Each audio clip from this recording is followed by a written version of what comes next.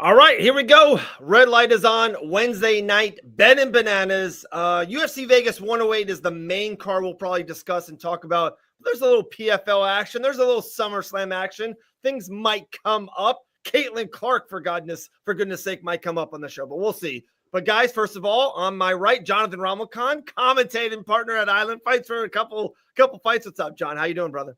Doing great, doing great. Coming off a great weekend. We got to call a couple of finishes at Island Fights. 9 It- fights, 8 it- finishes. It was a great weekend. I'm doing wonderful. Insane. And the man behind it all, the betting wizard, Rafael Esparza. Raf, how you doing, brother? I am doing well. One of these times when you guys are up in Biloxi, I'm gonna drive up there and hang out with you guys. Let's go, dude. The Hard Rock we love that venue. That venue at the Hard Rock Live, the crowd was insane. That was probably the best crowd at Island Fights ever, right? Like at least, Nice.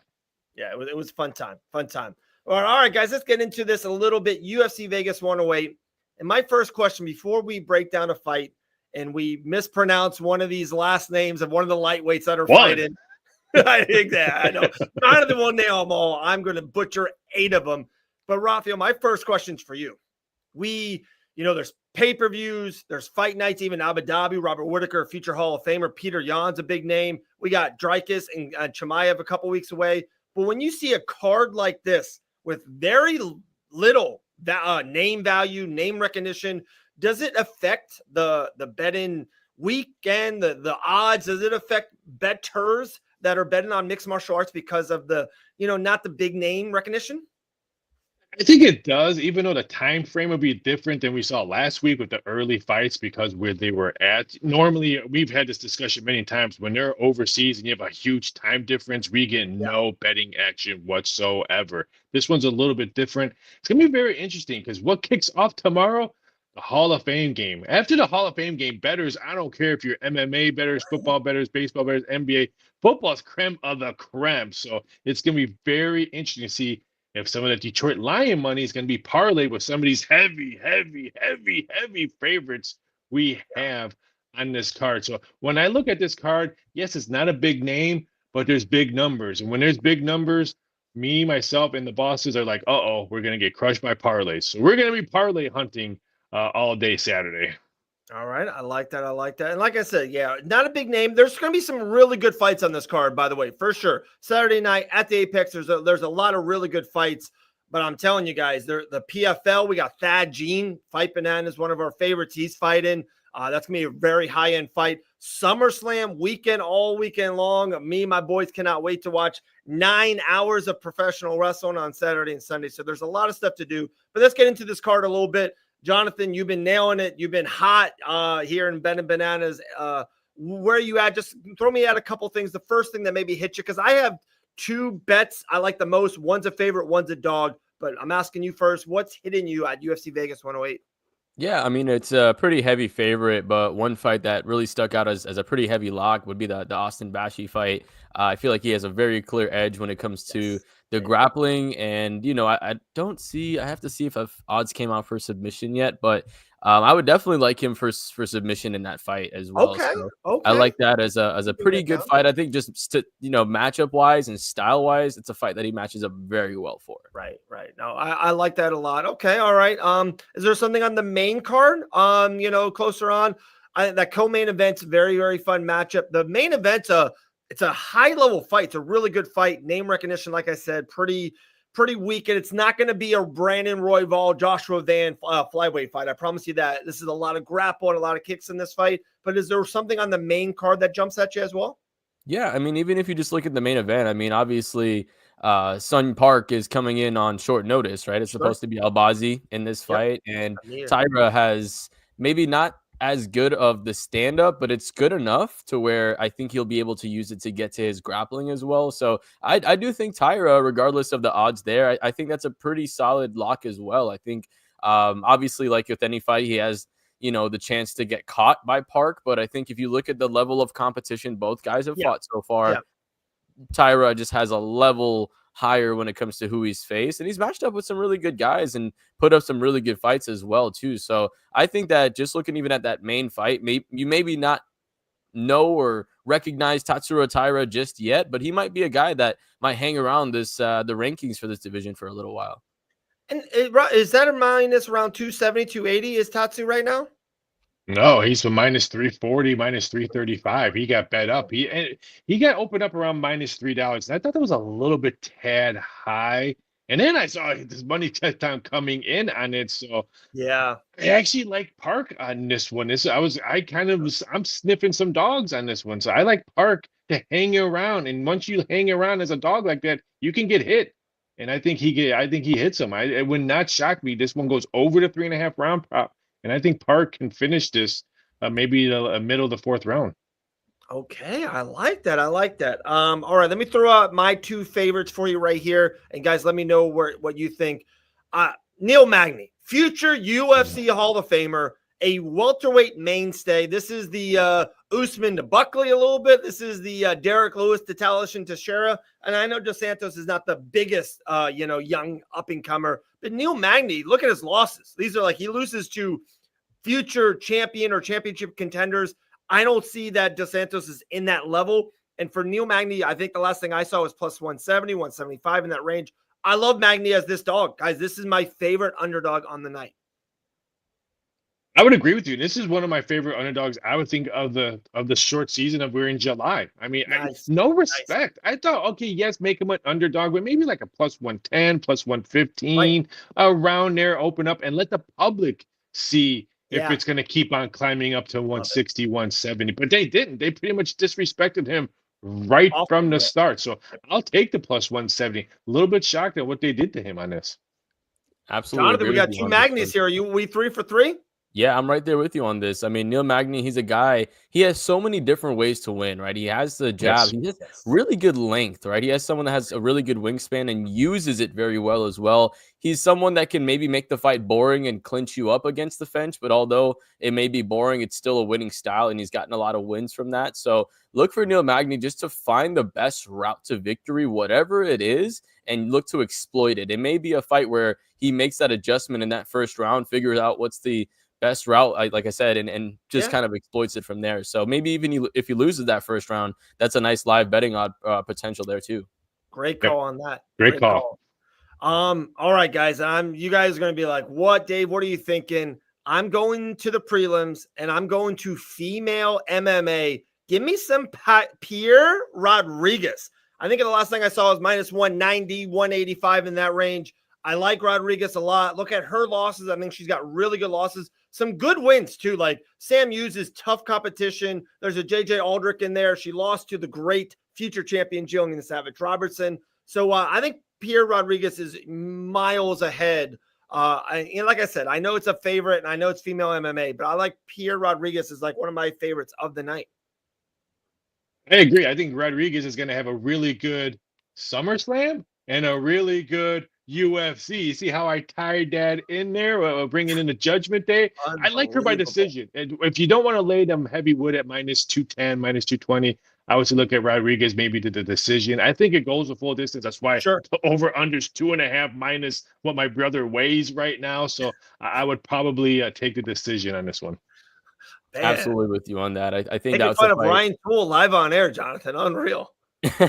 And no, but I'm with you on that. I mean, like you said, just looking at this fight, I mean, it's more than likely to go to decision. Although I do think Katlyn Souza is a little live. You know, she did put Angela Hill, her in her last fight that went to a split decision. Just watching that fight, it was pretty competitive. And, you know, the 2 fights before that, she did pretty solid and got the wins as well. So, I mean, this could be her coming in on a 3-fight win streak if that split decision goes another way as well. So, although I'm not maybe betting this fight or betting Souza, I do think she's a little more live than maybe you're giving her credit for.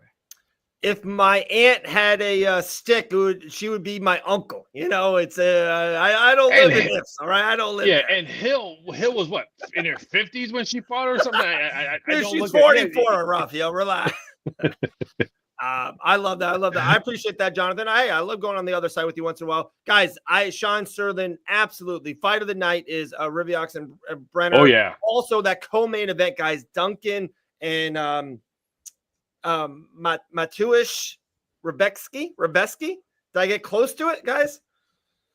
Now, the Brenner fight, if you're looking at taking Brenner, I would say wait. This one opened up close to minus $3. Then quickly went to 275. A couple of 250s popped up late this afternoon. So that's just telling me some dog money. We're gonna see dog money coming. If you just look at the board, who's gonna want to take all these big heavy favorites and stuff like we've seen dogs bark all the time when you're looking at a card like this. So I think this Brenner fight, I wouldn't be shocked if we see it maybe close like 240, 245. I'm not saying that's a number to go double mortgage your house, but it's better than 280, 275 when it is right now.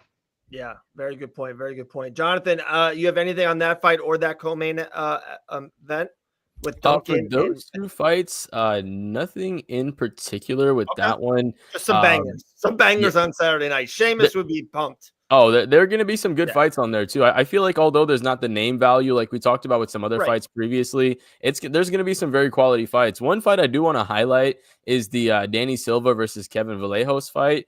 Vallejos is a pretty heavy favorite, but I think the TKO prop is pretty live there. I do think he can get the finish in that fight. So, even if you're not 100% sure on the when, look for Vallejos to finish inside the distance. I do like him to get the win here too.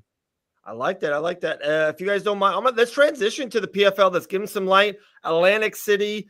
I'm pumped for this one, guys. There's some lows in this card for sure, but the very highlight, guys. Logan Storley, Thad Jean for the tournament championship. We talked about it. I got a video tomorrow that's going to drop in the AM about Thad Jean. He wasn't even in this tournament off the rip. An injury replacement, just keeps on winning fights. He was an underdog 2 times in a row. Coming off of a Jason Jackson decision win. Thad Jean's on fire. We got a lot of love for him here under the banner. Jonathan, am I crazy to think that I saw a great interview about Thad saying Logan's a one-trick pony, and I know he's really good at that one trick, but he's like, I know what he's going to try to do to me, and I feel good about it. Like, when I know what the other fighter's going to do, he goes, I can excel. And just kind of hearing him say that, like, a lot of that makes sense to me. Like, he knows what Logan's story is going to try to do to win this fight. You like Thad Jean. I know you're connected to it, but are you pro Thad Jean to win this championship tomorrow, 2 nights from now? Yeah, no, I agree. I think that's a very great point because Logan Storley's not going to really hurt you on the feet. He's going to hurt you by taking you down and making the fight hard. And I mean, if you look at the fight, I think, can't remember if it was versus Luciano or Kukuri, but one of those two fighters, they started stuffing some of his takedowns in the later parts of the fights, and you saw Logan Storley get tired, right? So obviously this is a 5-round fight. I would say Thad Jean, if he starts to tag Storley to the body a little bit earlier, and even if he gets taken down a couple times early in the fight, I think if he's able to stay safe, the later rounds, he'll really be able to excel if he's, able to just drain on that gas tank for Logan Storley. So the odds right now, they do have that as a pretty heavy favorite, 2-something minus. It is a little scary to bet that because when you look at traditionally grappler versus striker, grappler usually has the edge of that. But I do believe in the takedown defense of that. I do believe like with the range that he has and the length, it's going to be a little tougher for Logan to maybe keep him down on the ground. And like you said, I'm sure that has been the main thing he's been working on for the last 2 months is that takedown defense. So I do like that Gene getting the win Friday, as biased as I am. All right, Rafael, anything with this PFL main event or anything else on the card that jumps at you? He opened up at -170, and I would not be shocked if we see close to -$3, maybe like probably 260, 270 when they get in to the octagon circle, whatever you want to call it at PFL. The smart cage, Rob. It's the smart cage. This is very interesting because, Dave, I did this when I was selling my duties to other sports books. I put up odds to win this tournament for welterweight. Yeah. And Storley was +$4. And then when Thad came in after the injuries and all that, we made that. He was like my +250. So we have a lot of tickets on Storley. So for an odds maker point of view, I would have set the odds a little bit different if other books carried this future, but because you wouldn't know how much money's coming. Now books don't like to use me and they want to do their own stuff and they don't know how to do their own stuff, and that's why they're boring. But that's another story. I agree. I think that is. I just think his defense, he's known this for weeks and weeks, how to win this fight and you're going to lose this fight. So I think his defense is going to be really, really impressed in this one. I got him winning. I don't want to say easily, but it wouldn't shock me if this one goes not the distance. And if I might add something else too, I do apologize. This tournament format too, right? Usually when the PFL season kind of comes out, you don't know who you're going to fight till the end of the season. The tournament format, he could have been keeping his eye on Logan Storley since the beginning of the year. as well. So, I mean, honestly, I want to give mad props to the PFL because I love the tournament format. I think it's been a great change and a fresh of breath air to what's been honestly they were kind of in the mud for a little bit. So it really does feel like it freshened up things. And I think because of that, maybe that also gives that another advantage. And I also think about Thad, and I said it to him. We were very lucky. We talked to Thad the Tuesday after that Jason Jackson fight, and he was disappointed he didn't get the finish. And he was a little disappointed. And I looked at him eye to eye and be like, brother, this was the best thing that could have happened. You could have knocked out Jason Jackson in 45 seconds. And of course, that would have been amazing. But for you to fight him for 5 rounds and to get all that time with him and have some lows in that fight, he lost a couple rounds in that fight for sure. And for him to win that fight, I think that makes a young fighter like Thad is probably a year worth of experience in MMA in one night. And I think him going through that, and Jason Jackson was the betting favorite, I believe, right? Yep. He was the betting favorite. He was the betting favorite and the betting favorite in my futures that I had. We opened him up at 220, and he got bet all the way down to plus 115. He had the most tickets and most tickets written to win this tournament. So there you go. I think that's a good thing for Thad to go through it, get that win. And Storley is definitely, like you said, he's a live dog for sure if he gets the wrestle and if he gets that good mojo. But kind of like Thad in this spot as well. Co-main event, we all know, I think Jesus Pianeno, we've seen him fight a lot. He's the betting favorite. I think he's going to get the job done here. He's been looking great, kind of defeated his big rival in his semifinals, if you want to say. I like him a lot in this spot. If you guys have anything cool, if not, we can maybe move on. Shop around.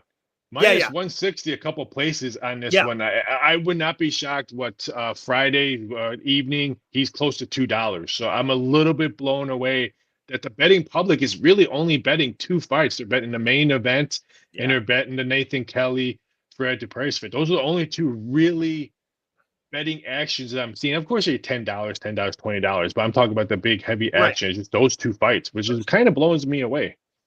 Which, real quick, some Fight Bananas news. So this week is Atlantic City. Next weekend, they're off. 2 weeks, PFL is in Charlotte, North Carolina. Myself will be there live in the building all week long. Woo! Then the week after, they're going to Hollywood, Florida, kind of a home turf game for us at Fight Bananas.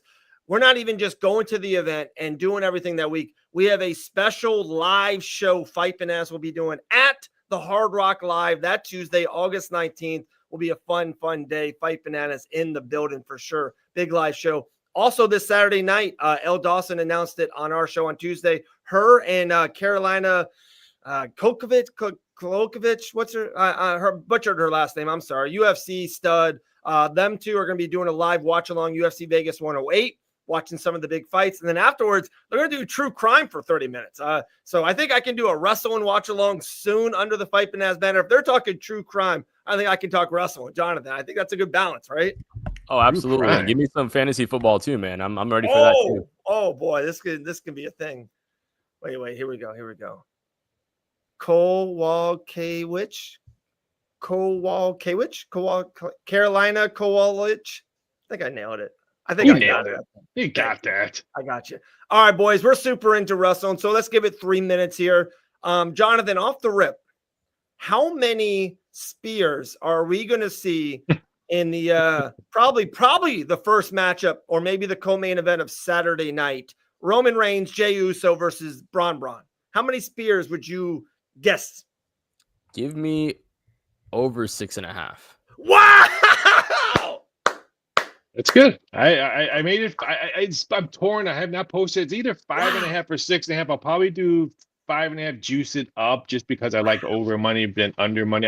Like I say, Jay does the spear, so you have to throw one or two of him. So I think I'm going to probably do 6 now. Thank you, Jonathan. Dude, Jonathan, absolutely nailed it. I said like 3 or 4, didn't I, Rob? I thought I said 3. Yeah. So I was way off there. Guys, it's a great card. CM Punk's going for the championship. We got a 6-man TLC. The female fights on her are phenomenal. Headlined by John Cena and Cody Rhodes. And I don't want to go get all too emotional. This might be the last night we ever see John Cena as a world champion in professional wrestling. This might be it. Guys, one kind of take on SummerSlam. Jonathan, we'll start with you, then go to Ralph. What you are looking forward to the most? And do you have any betting edge or you feel really good about one match or another? Wrestling betting, that's tough. But I mean, I'm maybe thinking John Cena, Cody Rhodes, do we get a double turn, right? Do we get that double turn where Cody goes heel and turns face? Because Cena doesn't finish this run, in my opinion, as a heel, right? He has to go out as a face and get the adoration of the fans. Do we get the double heel turn where Cody Rhodes gets that, becomes black hair Homelander Cody? Good. What if he came out with the black hair right off the rip? Oh, that'd be fantastic. That would be fantastic theater. Fantastic theater. Ralph, is there anything that's any action you're getting already before the night, or is there something that you think will happen big, or does it all start with the Hall of Fame game? For my life, it starts tomorrow, the dreaded Hall of Fame game, and then it just goes downhill for the rest of the weekend. But I'm excited. I mean, I do so much stuff now for WWE and betting wise and prop wise and stuff like that. So I'm actually excited. We're actually doing a watch along. Me, Jonathan Coachman, some other people on Sunday. He's doing something for Sirius on Saturday, which is kind of good. I can watch my Cubs play on Saturday, not talk wrestling on the air. But I think the John Cena match, something. This is SummerSlam. We saw bananas at the end of WrestleMania. Oh no, we saw lackluster bananas at the end of SummerSlam on Sunday. That's Sunday. It was, everyone thought Saturday's WrestleMania was better than Sunday's. It was incredible. Triple H reads everything. You figure he wants to go out with a bang. So I would not be shocked if Jonathan is correct. Maybe we see a double heel. Will we see something else happen? Which the last match of SummerSlam has to get the bad taste of what we had Sunday at WrestleMania. Right. And it's so funny. So let me push this button real quick and we'll get going after this, guys. A lot of people are saying CM Punk's going to win and Seth Rollins going to cash in. That's like, it's out there. It's kind of in wrestling storyline. Sterling's in our heads. Sterling's in our heads, Dave. When we were talking before he's a smart guy. He's probably the best guy in the business in the comment section. We should give him leadership role in the comment section. Sean, he's in my head. How about this? Let me throw out something real quick. How about that the Gunther Punk match goes back normal. I'm not sure. Maybe if they get Punk the title, maybe they do. Maybe Gunther retains. They get Punk the moment at Survivor Series. Regardless, match ends normal. So then everyone thinks absolutely Seth Rollins is done. He's actually legitimately hurt. Whenever Seth Rollins cashes in the main event of Sunday, everyone thinks there's no way. We hear the music. And even I'm not sure if Cody or Cena turns bad or good, but it would be a good way. Cena would lose the championship, would give him kind of credibility, and people would feel bad for him that Seth Rollins did this. What if Seth Rollins comes out on Sunday night and cashes? That would make us forget about what Sunday night of WrestleMania. That would make us totally forget about the horrible bad taste I got on Sunday at WrestleMania. Yeah. There you go. I mean, that could potentially put Seth Rollins in having two of the best cash-ins. I mean, obviously, he has the best one at WrestleMania. Yeah. I mean, that might make him have the number 2 one. And I want to say SG's point as well in the comments with no follow-up with The Rock. Maybe The Rock comes out, thinks that Cena thinks it's going to be working with him. The Rock moves on to a younger, better Cody Rhodes, and they both turn on Cena, right? So maybe that's something like that happens. I don't know, but it's exciting. That's why we love pro wrestling. I'm going to Dave's house to watch SummerSlam. Can I come to your house to watch SummerSlam, David? Absolutely. The door is unlocked. I got the Bud Light beers, and we'll have the more snacks than you could think of. I think the boys just use it just to eat a lot of junk food, and I don't blame them. There's always a good amount of food at the Van Auken house. Yeah, dude, The Rock could come out with The Rock and Seth Rollins are together in this because they something with Mania the year before. How about it's The Rock and Heyman with the Bronze? I don't know. It could be a wild time Sunday at SummerSlam. But guys, make sure you watch UFC Vegas 108. Bet on Neil Magny. I think he's going to get the job done. Plus 170, 180 in that range. Bet on Magny. I like Pierre Rodriguez in the prelims. There's going to be a couple bangers on the show. A lot of Fight Bananas content. PFL. Yeah, Travis Scott is out of here. I agree. They kicked him out. He's done. They kicked him out. We got the PFL. We got SummerSlam.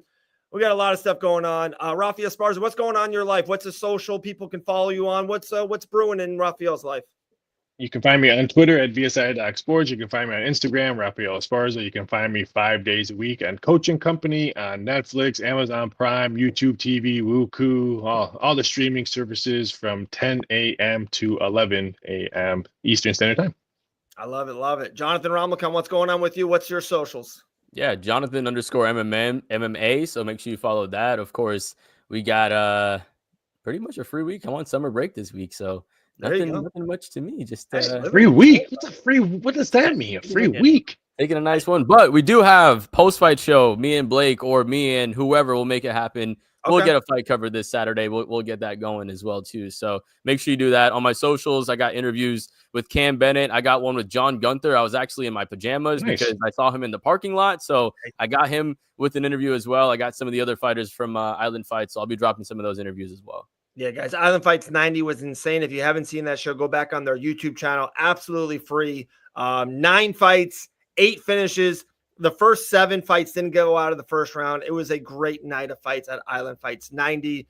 Yeah, I agree, Sean. Jonathan is always holding it down. A lot of content coming. And like I said, guys, we're 2 weeks away from the Dana White Contender Series. I think we're going to be doing something of that under the Fight Bananas banner. Just getting started. I think it's going to be a busy fall for Fight Bananas here. We appreciate it. Wednesday night, 9 p.m., Ben and Bananas. We are out. And bet Neil Magny, guys. Bet Neil Magny. See you guys next week.